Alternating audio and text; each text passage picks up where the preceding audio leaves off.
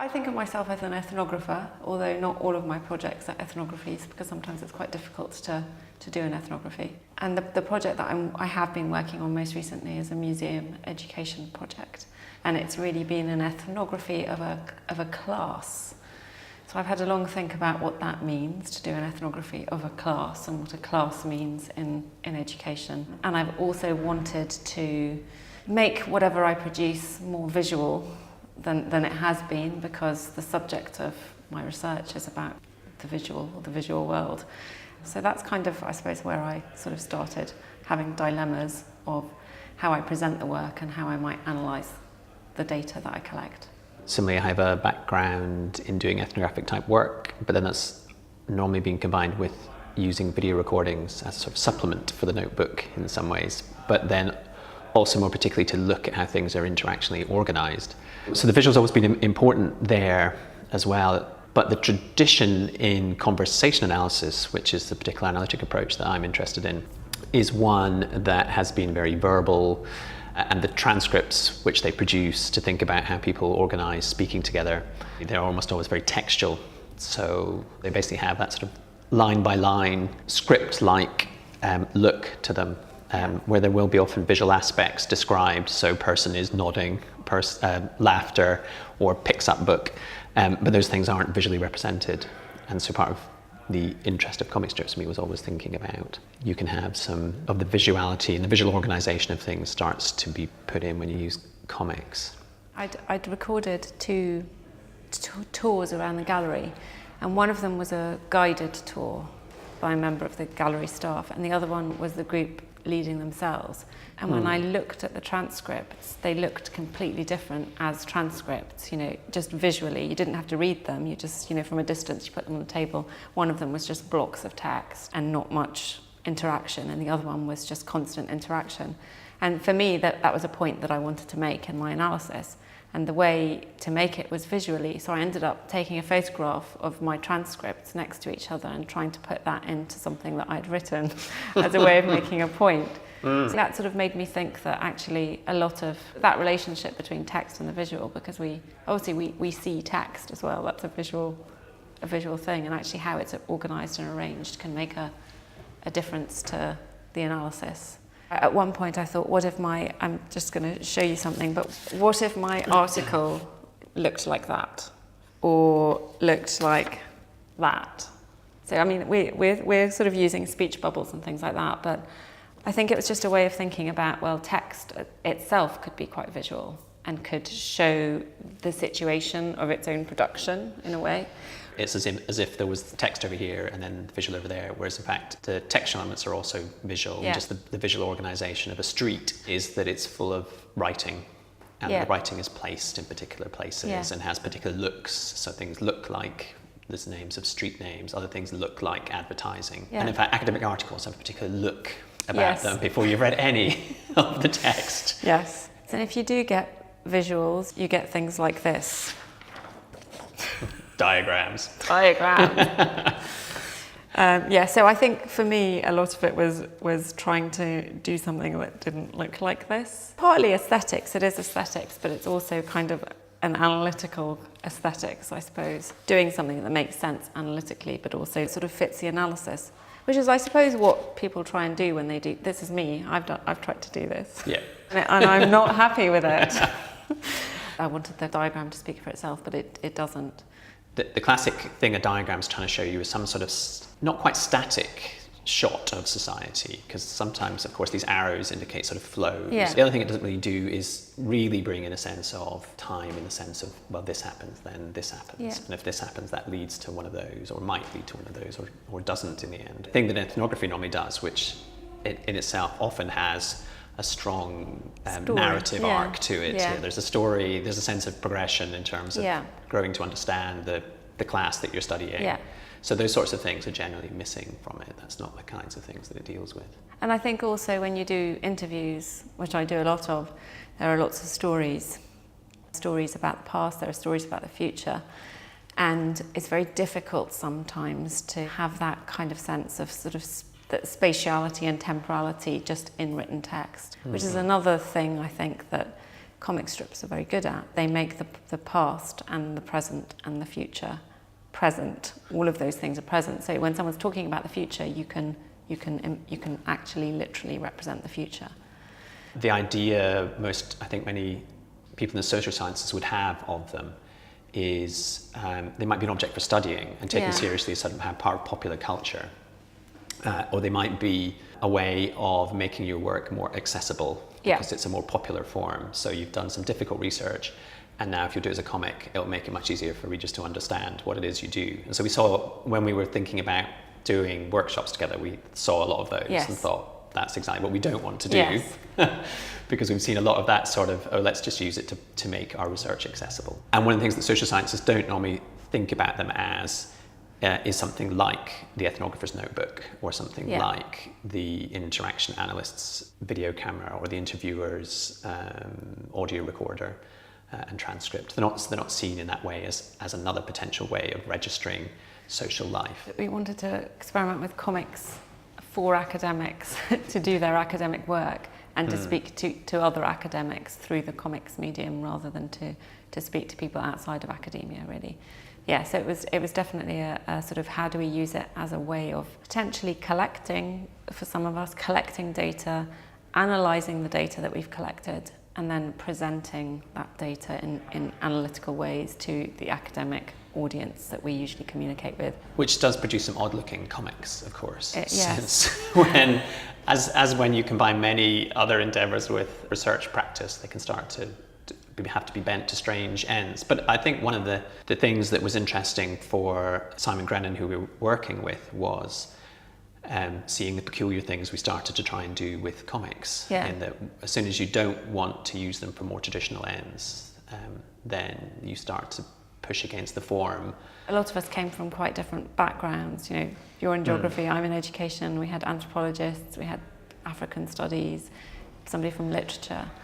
So he was quite excited about all these different approaches, and I think we were all thinking about it in quite different ways as well.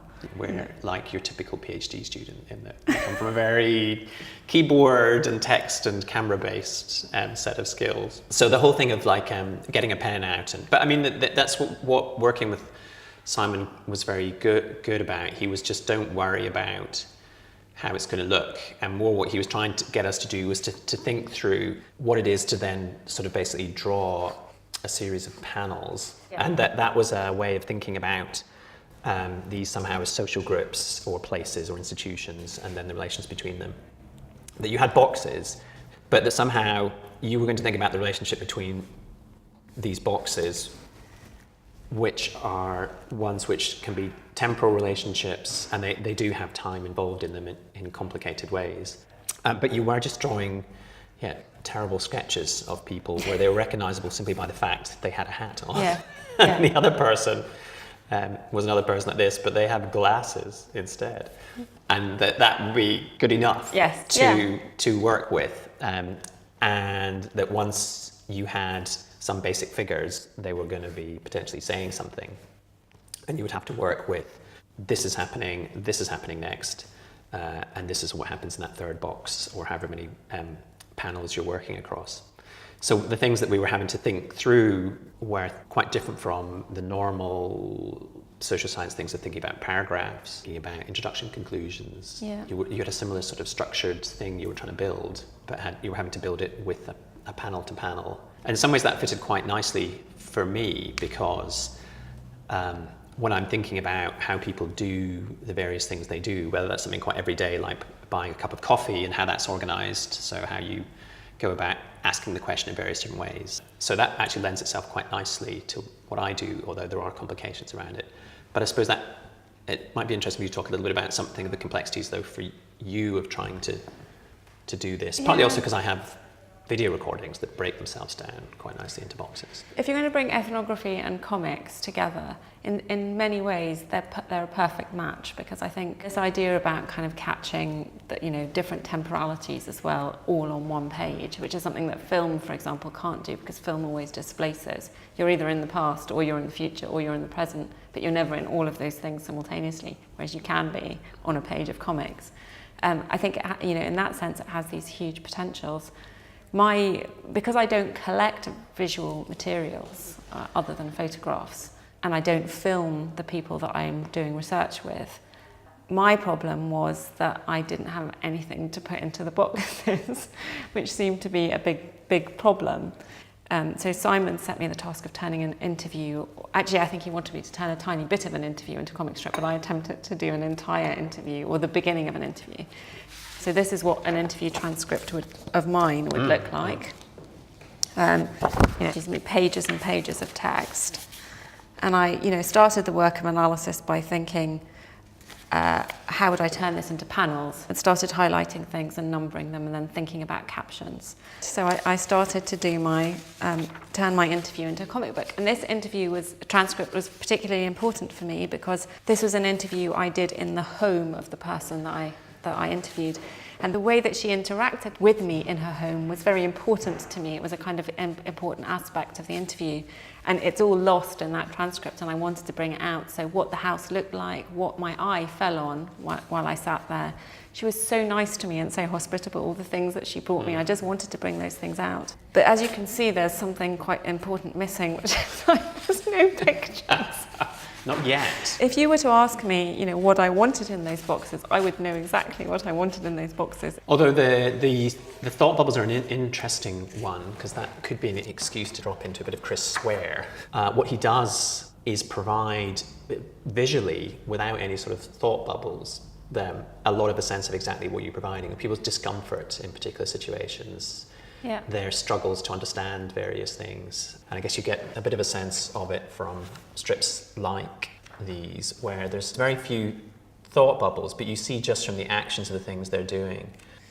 So you get brought into somehow the inner world of characters without the thinks needing to be done. Yeah, it's that kind of multi-layered narrative I think you can get, which is you can get what's actually being said between people, what people are thinking, and what they're doing. You can get all of that at the same time. And I see with this one as well that he's got sound in it too. So when people are doing things, like the guy who was counting money, it said clink, clink. Yeah, he loves those little chink, environment chink noises. Yeah. For me, it's been partly about bringing those things back, whereas I suppose you've already got them on film. Yes, and one of the things that we've had more complicated discussion around is that balance between an ongoing commitment to the original events and a license to narrate and dramatise those original events. See, in that sense, I think drawing becomes an issue, or it became an issue for me, because these people were real people.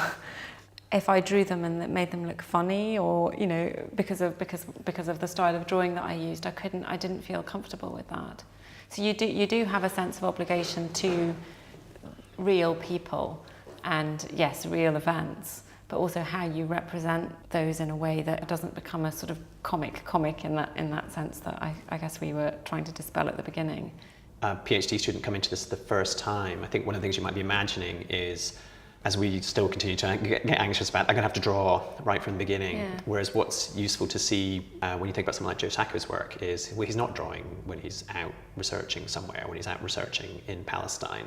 He might be doing some doodles and a little bit of work, but a lot of the work is actually very similar to journalistic or social science work. He's meeting people, he's trying to get shown around, he's taking a lot of photographs, he's got a notebook, he's keeping a lot of notes. There's a huge overlap there, in fact, with what you'd be collecting. I imagine he'll be collecting it with a different mindset, of course, thinking about how this is going to build towards the final product that he's going to make, which isn't going to be a journal article or giving a talk.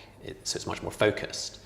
But you can see how the same resources have been put in place that you would have to do the kind of writing up you were doing, or the kind of writing up that I would do, or any other PhD student might do. That makes me think of a question that I was going to ask you, which is that because none of us did this knowing that we were going to experiment with comic books, so we collected, all our data was collected in our kind of normal ways. But if you were going to do a project now and you thought, I'm going to use the comic strip as a way of either analysing or presenting that work, what would you do differently in your data collection? Feels like it would be quite similar. And that the changes are more at a middle point around analysis. Yeah. Where I know that I'll still tend to just simply transcribe something onto paper, to work with paper and video together, or simply with you with the interview, you're transcribing. There's a point there where you could be starting to as your analysis is getting engaged a bit more seriously, right, let's try and do this as a couple of panels. But much like your working diagram document here, even though you thought, oh, well, actually the kind of material I've gathered doesn't really lend itself to this, what you realize is, no, I want to stay with trying to do that with the materials that I have and use something of the resources that I'll get from looking at how other comic artists have done it, or even how I can imagine doing it myself, to be able to shift my resources around. So obviously with someone like Joe Sacco, his photographs, I assume, aren't all perfectly done for the ways in which he wants to draw the strips later, but he'll adapt them and shift the perspective around, or shift the framing around, so they now suit his needs, which is just what we'll be doing with texture materials. We alter and edit the transcript so that it fits the argument in the ways in which we want it to. I suppose some of the things that you would say in wrapping up, which captures quite nicely, is it's not going to necessarily be comfortable because you're outside of typing on a keyboard and taking photographs, which are things, or writing in a notebook, which are things that are very familiar techniques. You've got to be ready to face up to a certain unfamiliarity and discomfort around, oh, I'm going to have to draw some things and think about panels and what that is and how that fits to me doing research. I found it definitely worthwhile. It's been amazing, I think, just I wish I had more time to do it. It made me, this whole thing has just made me look at my research in a completely different way. It's almost like the research, the objects that I've collected are now no longer part of me. They're out there and I can see them completely differently. Yeah, and I think there's still a great payoff in a minute in when people see it in your either document or when you're giving a talk. There's that little bit of excitement as they go, oh, and they're disappointed later, of course, and it's a bit too serious. But there's something about the friendliness and accessibility of this form that compared to, as I was saying, the looks, right at the beginning, the looks of a normal social science article, which looks so intimidating and hard to get into. When you see one of these at first, the sense of like, oh, I know, I can find my way into this. Even though, as we were saying right at the beginning also, this isn't about simply simplifying and making things more accessible. Hopefully, what you're doing with it when you get into it actually turns out to be quite complicated. But it's just that just seems more, at first glance, you think, oh, I know how to read this and get into it. And there's something great about that.